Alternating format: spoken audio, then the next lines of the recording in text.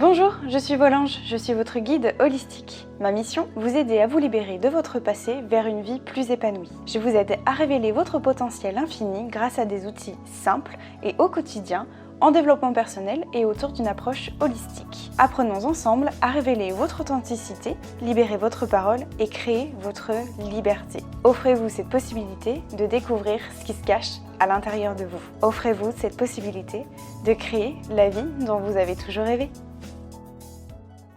Bonjour à tous mes anges, j'espère que vous allez bien. Je suis ravie de vous retrouver. C'est vraiment le cas de le dire, je crois. Ça fait longtemps que j'ai pas fait de podcast, ça va faire presque un mois. Si je me trompe pas, je vais vous expliquer en fait le pourquoi du comment. Je vais faire en sorte que le podcast ne dure pas trop longtemps non plus pour pas vous parler et que le podcast soit trop long non plus. En tout cas, je suis vraiment ravie de pouvoir vous parler, j'ai plein de choses à vous dire. Puis aujourd'hui, vous avez vu dans le titre du podcast, je vais vous parler de relations toxiques nuisibles parce que c'est quelque chose que je viens de connaître. Je parle au passé parce que j'espère vraiment que ça restera au passé en tout cas. Je voudrais vraiment... Alors, c'est vraiment que le côté pro, surtout pas de panique au niveau du côté perso, tout va bien. Voilà, rassurez-vous, tout va bien de ce côté-là.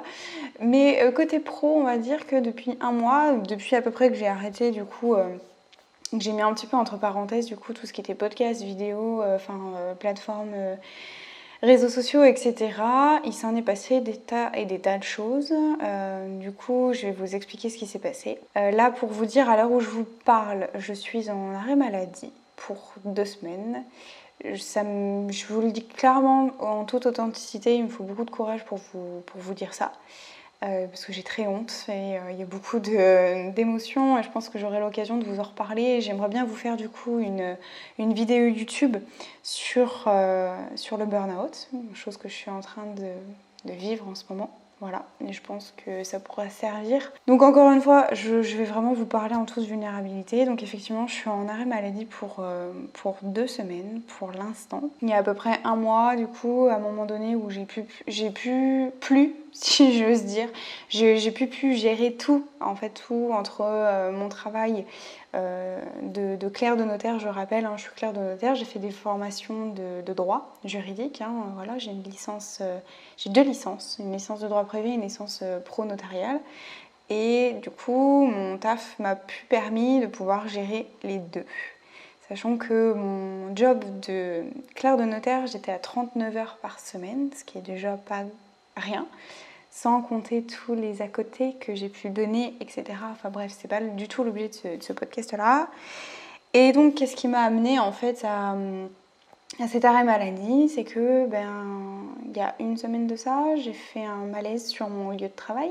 Voilà, donc c'est clairement une collègue qui m'a rattrapée, hein. J'ai manqué, j'ai failli tomber clairement par terre et donc là j'ai dit c'est grave ce qui est en train de se passer. J'ai fait un malaise et du coup jusqu'à ce que il y a un événement, peut-être que je vais vous en parler, il y a un événement qui s'est passé qui a fait que là j'ai dit stop en fait et je sais pas si c'est moi ou si c'est mon corps qui a dit stop. En tout cas, il y a un ou deux qui a dit que c'était plus possible cette situation-là. Donc du coup, voilà, aujourd'hui, là, à l'heure où j'enregistre ce podcast-là, en tout cas, je suis dans ma pleine semaine d'arrêt maladie. J'ai encore la semaine prochaine aussi. L'état dans lequel je suis, c'est un épuisement mental, physique aussi, mais extrêmement mental, psychologique. Épuisement, voilà, le moindre chose que je fais, en fait, je suis très fatiguée. C'est le burn-out, hein, clairement, voilà, je vais pas vous mentir. La moindre chose que je fais, ça peut être juste même mettre une machine en route, je suis extrêmement fatiguée. Je pense que ça doit s'en ressentir aussi dans ma voix pour enregistrer ce podcast-là, que je suis vraiment très très fatiguée, épuisée physiquement, surtout mentalement et psychologiquement. Voilà. Pourquoi je vous parle, vous avez l'impression que je vous parle de tout sauf des relations toxiques. Donc en fait j'y viens, c'est que tout simplement, il y a une personne, alors je vous dirai pas qui parce que je ne suis pas quelqu'un qui va dénigrer quelqu'un, on est bien d'accord. Le but c'est pas de se faire justice soi-même, mais c'est que pour vous expliquer qu'il y a une personne sur mon lieu de travail qui m'ont brûlé à petit feu et je pense que c'est vraiment ça. Ça a été très long, ça a été sur la longueur en fait, je m'en suis pas rendu compte du tout. Mais en fait, cette personne-là m'a brûlé à petit feu. Mais c'est vraiment ça, de l'intérieur, en fin de compte. À tel point qu'elle a détruite, elle a détruit toutes mes valeurs fondamentales, que je vous en avais parlé d'ailleurs dans les derniers podcasts que j'avais fait. C'était vraiment sur les valeurs de ce qui se cachait derrière Volange. Donc, qui a vraiment détruit ma valeur fondamentale, qui est la liberté. Voilà. Et je m'en suis pas rendu compte. En fait, c'est ça qui est formidable, si j'ose dire. Non, c'est ça qui est très important, c'est qu'en fait, les personnes toxiques, on s'en rend pas compte, mais vous détruisent à petit feu, à petit feu. Et en fait, ce qui s'est passé, c'est que la personne m'a accordé sa confiance, donc par des choses toutes simples, de gentillesse, des compliments, des choses comme ça, pendant plusieurs semaines. Et du coup, j'ai eu confiance, j'ai pris confiance en moi, j'ai commencé à me plaire dans mon taf, n'empêche, le clerc de notaire, etc. Et au fur et à mesure que en fait, la personne voyait que j'avais confiance en elle, à partir de ce moment-là, elle a commencé en fait à mettre des choses en place qui m'ont détruite au fur et à mesure. Donc ça a commencé par des reproches, des hurlements, ça en est suivi avec des hurlements. Les dernières semaines ont été horribles. En fait, on me hurlait dessus sans cesse. On me reprochait que mon travail valait 0 sur 20. Voilà. Donc je ne savais pas que j'étais retournée à l'école. En fait, ça m'a détruit vraiment à petit feu et je m'en suis pas rendu compte du tout. Pourtant, il y avait des signes qui étaient très parlants, qui étaient devant moi. Depuis que j'ai commencé à travailler au mois d'août, il y a quand même 6 personnes qui sont parties dans l'entreprise. Chose qui aurait pu m'alerter, qui m'a quand même alertée en me disant il y a quand même un gros problème. 6 personnes qui partent en l'espace de 6 mois, c'est qu'il y a quand même un problème dans l'entreprise, on est bien d'accord. Sauf que pour moi, j'estimais à ce moment-là que j'avais pas le choix. C'est que c'était mon travail qui me permettait d'avoir de l'argent et c'est une valeur, c'est un état d'esprit qui n'est pas du tout rationnel, d'accord, qui est, je dirais, juste humain. Et du coup, je me suis dit, mais de toute façon, j'ai pas le choix, il faut ça pour que j'ai de l'argent, pour pouvoir payer mon loyer et pouvoir vivre, manger, etc. Sauf qu'au fur et à mesure, en fait, la personne, elle a mis des petites pierres comme ça au fur et à mesure des semaines qui ont suivi, qui ont commencé par me détruire. Donc ça a commencé par des pleurs constamment. Ça a engendré énormément de stress parce que j'étais tout le temps stressée par mon travail, de mal faire mon travail. Je me disais que j'avais pas le droit à l'erreur quoi qu'il arrive, donc fallait que je rende un travail qui était impeccable. Et du coup, j'ai aussi beaucoup ça, le syndrome de la bonne élève, de faire trop bien les choses et que tout soit parfait et que tout soit bien cadré. Donc je vous raconte même pas les heures que j'ai fait. Le midi, je m'arrêtais pas, je travaillais, j'y allais des fois 1 heure à 2 heures plus tôt le matin pour pouvoir vraiment faire mon travail d'extrême qualité, même si il y a toujours eu des imperfections. Et à un moment donné, je me suis dit arrête de faire trop d'heures parce que finalement, ça ne rend pas plus ton travail de meilleure qualité. Donc ça a été ça. En fait, il y a eu un vrai gros problème de communication, on va pas se mentir. Donc à un moment donné, quand ça a commencé vers le courant du mois de janvier, j'ai commencé à mettre un peu le point sur la table en disant stop, non, là moi ça me va pas, j'ai la boule au ventre quand je viens chaque matin. Je me demandais tous les jours qu'est-ce qu'il allait me tomber dessus. Si c'était pas dans l'entreprise en elle-même, c'était la clientèle. Et tous les jours, j'étais constamment stressée par mon travail. J'ai ramené ça à la maison. Je plains du coup mon pauvre chéri qui était là et qui subit ça, vraiment. Et je m'en excuse parce que le pauvre, il subit ça encore aujourd'hui, voilà. Donc je ramène ça. J'étais constamment angoissée, j'avais peur. Donc voilà tout ce qui s'est plus ou moins passé. Jusqu'à ce qu'en fait, on me hurle dessus, vraiment. Et encore, je pense que le mot hurler n'est pas assez fort pour définir le terme. C'est clairement incendié. Et qu'est-ce qui s'est passé depuis le mois où j'ai arrêté en fait, c'est que je ne ressentais plus rien. Et là, alors, je vais voir un psychiatre la semaine prochaine, du coup. J'en saurai peut-être davantage, peut-être que je vous en reparlerai. Je n'avais aucune émotion. J'avais zéro émotion. Alors pour quelqu'un qui fait du développement personnel, qui est passionné par les émotions, qui du jour au lendemain ne ressent plus rien, c'est quand même extrêmement étrange et pourtant ça m'est vraiment arrivé, donc c'est pour vous dire à quel point ça m'a touchée énormément. C'est très étrange de ne rien ressentir, c'est-à-dire que quoi qu'il se passait dans l'entreprise, quoi qu'on me dise, quoi que je fasse, j'avais rien. Je n'avais rien, il n'y avait plus de pleurs, je ne pleurais plus, je ressentais plus de tristesse. Je voyais mes collègues partir au fur et à mesure, en fait je me disais ouais d'accord, bon bah ok. J'avais plus rien. Et du coup j'en ai un petit peu parlé quand même autour de moi. Une collègue qui aujourd'hui qui est plus une collègue parce qu'elle a exactement vécu la même chose que moi, qui m'a dit mais Marion, je vois que tu n'as rien, tu ne ressens rien. Et en fait, à l'intérieur de moi, j'étais juste en pilote automatique, un vide total. Pilote automatique, je me lève, je mange, je vais taffer, je taffe. À un moment donné, je rentre, je dors et je recommence, et etc. Métro, boulot, dodo, etc. Elle m'a dit, mais elle est où la Marion lumineuse que j'ai connue quand elle est arrivée au mois d'août, qui nous a éclairés, qui éclaire les autres sans les éblouir? Elle est où la Marion en fait? Elle est où? C'est vrai que je me suis rendu compte qu'en fait, on a détruit toutes les valeurs que j'avais fondées, toute la Marion que j'avais reconstruite, elle s'était effondrée en l'espace de quelques semaines, vraiment. Ça a été très rapide, hein. C'est pour vous dire, tout ça, ça s'est passé c'est très rapide. Je ne ressentais vraiment rien. J'avais plus rien. Je voyais quelqu'un qui pleurait devant moi, je n'avais plus rien, je ne ressentais plus rien, alors que je suis quelqu'un qui est très empathique, qui est très dans la compassion, etc. Et là, j'avais rien du tout. Donc, en fait, j'étais stressée, angoissée, j'avais peur tout le temps, mais il n'y avait rien. Le vide total. S'en est suivi, du coup, le malaise que j'ai fait il y a 2 semaines de ça.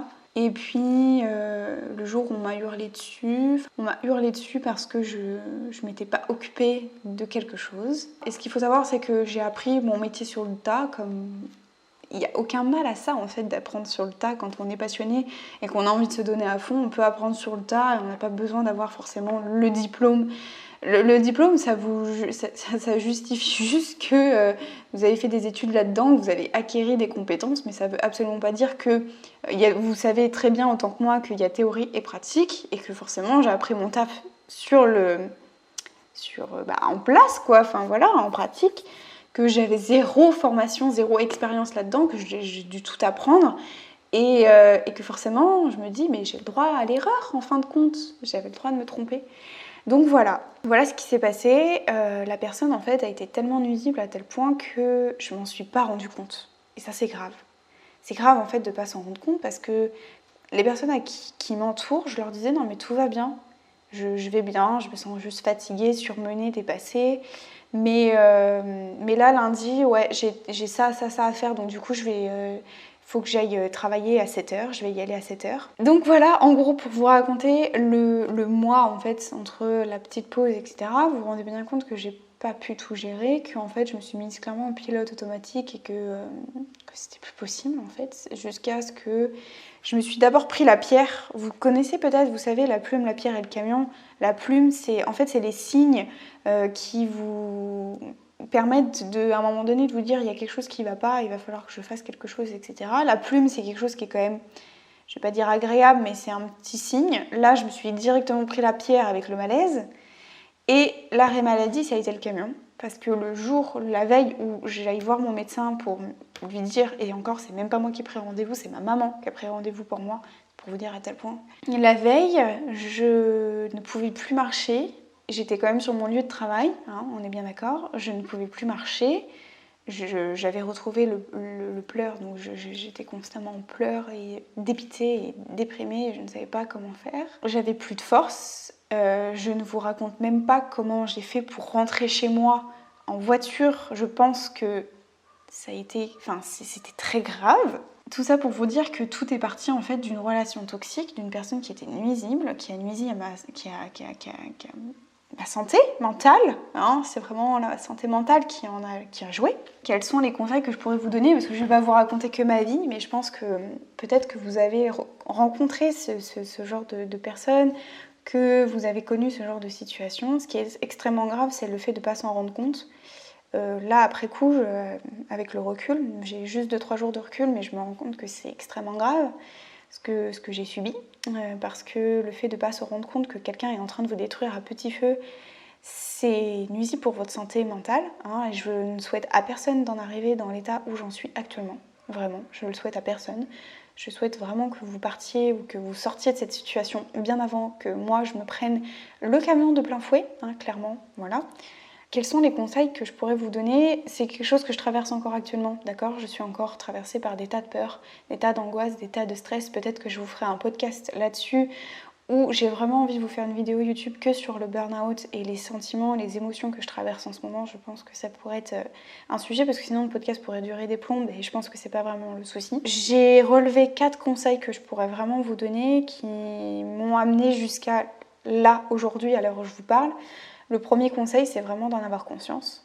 Parce que, comme je me répète un peu, mais en fait, une personne qui est toxique, qui est nuisible, bah, on s'en rend pas compte.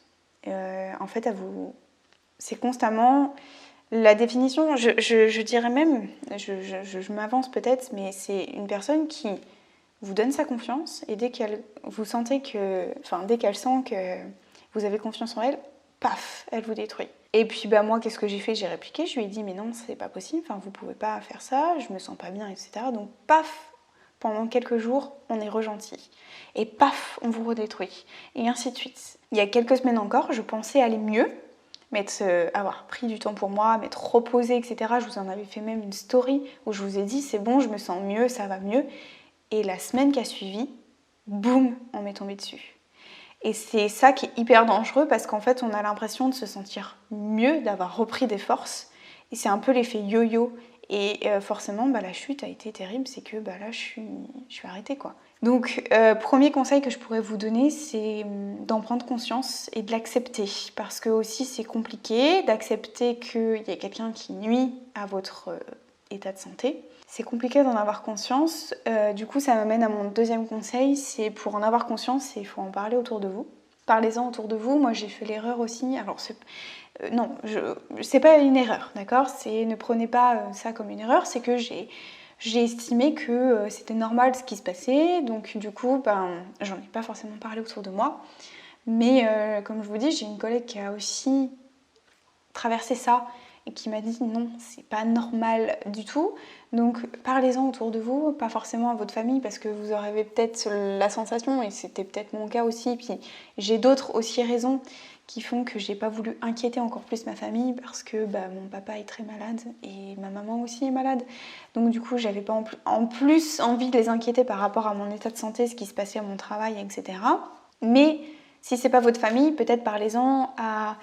Ça peut être un médecin, ça peut être la médecine du travail, ils sont là pour ça aussi.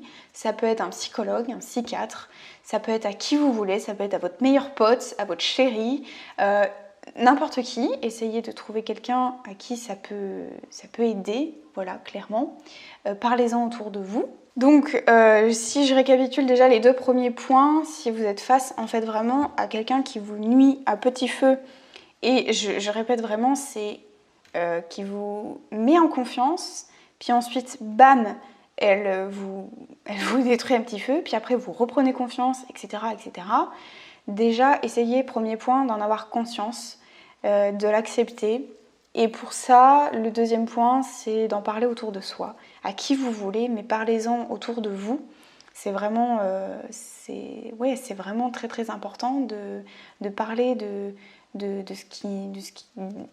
la manière dont on vous traite, en fait, tout simplement. Parlez-en autour de vous, parce que on s'en rend pas compte, vraiment.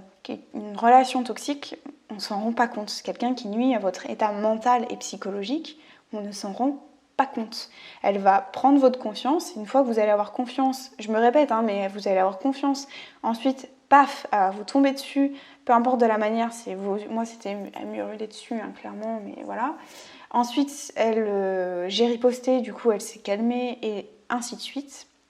Donc, essayez d'en avoir vraiment conscience, de conscientiser ça, de l'accepter aussi. C'est pas toujours simple de l'accepter, j'en ai bien conscience. Et pour ça, parlez-en autour de vous, à qui vous voulez. Le troisième conseil que je pourrais vous donner, alors c'est plus... c'est pas forcément un conseil, mais en tant que tel, mais vous allez comprendre pourquoi, c'est que c'est une valeur fondamentale qui est le respect. Une personne qui nuit à votre état mental, c'est qu'elle ne vous respecte pas en tant que personne, en tant qu'être humain. Et ça, c'est au même point que la liberté, c'est une valeur fondamentale en fait. Enfin, c'est dans la DDHC, quoi. C'est juste une valeur fondamentale. Chacun doit vous respecter pour la personne que vous êtes. Elle n'a pas le droit de vous maltraiter comme ça et de vous détruire à petit feu. Donc c'est juste de prendre conscience que personne n'a le droit de vous manquer de respect. Et ça, c'est écrivez respect en gros dans votre tête, en lettres majuscules si vous voulez. Personne n'a le droit de vous manquer de respect. On peut vous faire des critiques qui sont constructives. On est d'accord, une critique, ça peut être vraiment constructif. Une critique, ça peut être constructif dans le sens où si on vous dit là-dessus, ok, tu as fait une erreur, ok, mais c'est pas grave. Moi, je vais te montrer comment, je vais t'amener là pour que tu ne fasses plus l'erreur, je vais t'expliquer comment il faut faire, etc. Quelqu'un qui vous dit ça vaut 0 sur 20, il faut que tu reprennes tout et tu te débrouilles, c'est pas constructif du tout. Et moi, ça me... voilà quoi. C'est pas du tout constructif. Donc, on n'a pas le droit de vous manquer de respect. Et la quatrième chose, et c'est sur là où j'en suis, vraiment, c'est qu'on a toujours le choix. J'en avais pas conscience, vraiment, de cette personne qui était en train de détruire à petit feu, mais sachez qu'on a toujours le choix. Si j'ai été dans cette situation-là, c'est que j'estimais que j'avais pas le choix, que je devais, c'est mon travail, que je devais subir mon travail, que j'avais pas le choix, que j'avais pas la liberté de pouvoir choisir de partir, par exemple. Je n'en suis pas encore là, c'est pour vous dire que le fait aussi de vous faire ce podcast-là, ça me permet de sortir de ça, de vraiment en parler, de vous en parler, voilà, de vous en parler. Je me rends compte qu'on a toujours le choix et que la situation dans laquelle vous êtes, même si elle est terrible, même si vous la subissez, finalement vous avez le choix de vous extirper de ça. On a toujours le choix. Et il y a quelque part une part de responsabilité, se responsabiliser aussi face à des situations. J'ai le choix de partir de ça, je ne sais pas encore comment, je vais m'extirper de ça, mais on a le choix en fait. Et vraiment, je me rends compte petit à petit, j'en ai pas vraiment pleinement conscience, mais si je vous en parle aujourd'hui, c'est parce que j'ai envie d'acter ça et de vous le dire publiquement, ça va m'aider aussi à avancer. On a le choix et j'estimais jusque-là que j'avais pas le choix, que je devais travailler pour avoir mon salaire, pour pouvoir payer mon loyer et pour pouvoir avoir un toit sur, etc. Voilà. Et j'ai compris une chose, c'est que le jour où je me suis retrouvée là en arrêt maladie, j'ai pas tout perdu pour autant. J'ai toujours mon toit sur ma tête, j'ai toujours de l'argent qui va continuer de rentrer, etc. Donc en fait, on ne se retrouve pas sans rien du jour au lendemain et qu'on a toujours le choix. Et c'est à nous, on est les seuls responsables de la manière dont on a envie de vivre et on est responsable de nos choix, d'accord ? Et jusque-là, je me disais que si je suis dans cette situation-là, si je subis ça, c'est à cause de mon patron. C'est à cause de lui si j'en suis là. C'est à cause de lui si je me sens comme ça. Alors certes, oui, un peu, hein, on est bien d'accord, mais à tout moment, à n'importe quel moment de ça, j'avais moi le choix de me dire stop, en fait. C'est un peu, je pense que je ferai du coup la vidéo YouTube sur ce sujet-là, c'est le burn-out. On a l'impression que si on en arrivait à cet état-là, c'est parce que c'est à cause d'un élément extérieur. Alors peut-être que oui, moi j'en suis encore là en me disant que si j'ai cet épuisement mental, c'est parce qu'on a nui à mon état mental, etc. Mais c'est aussi que j'ai le choix j'ai le choix de sortir de ça et je suis libre de me dire aujourd'hui j'ai envie de me sentir comme ça. Aujourd'hui j'ai envie de faire ce choix-là. Aujourd'hui, j'ai envie de faire ce choix-là parce que je sais que ce sera bon pour moi. J'ai envie de ne plus faire ça parce que je sais que ce sera bon pour moi et que je sais là où je veux aller. Et même si je ne sais pas trop où je vais aller, mais je fais ce choix-là et je me responsabilise parce que je fais ce choix-là. Voilà. J'espère que ça pourra vraiment vous aider. On a toujours le choix, n'oubliez pas. C'est juste que c'est compliqué. Vraiment, c'est difficile de se responsabiliser, j'en ai conscience parce que je traverse ça aussi, hein, voilà, pour être honnête avec vous, on traverse peut-être ça ensemble. Dites-moi ça si c'est votre cas aussi, mais en tout cas, on a toujours le choix. On a le choix de sortir d'une situation, on est entièrement responsable de la vie qu'on a envie de mener, on est entièrement responsable de la vie que vous avez envie de vivre, de la manière dont vous avez envie de vous sentir, vous êtes responsable de ça, vous êtes responsable et vous avez toujours le choix. Voilà, je m'arrêterai là-dessus. Je vous invite vraiment, j'espère que j'aurai le courage et la force de vous faire une vidéo YouTube sur le burn-out et plus le côté impact émotionnel que ça a généré. Si ça vous intéresse, dites-moi ça aussi. Vous pouvez me laisser vos messages, encore une fois. Je vous fais des énormes bisous. Je suis ravie de vous avoir retrouvé, de vous avoir parlé dans ce podcast-là. J'espère vous retrouver très bientôt. Et en attendant, passez une bonne semaine. Des gros bisous et à très vite. Ciao mes anges.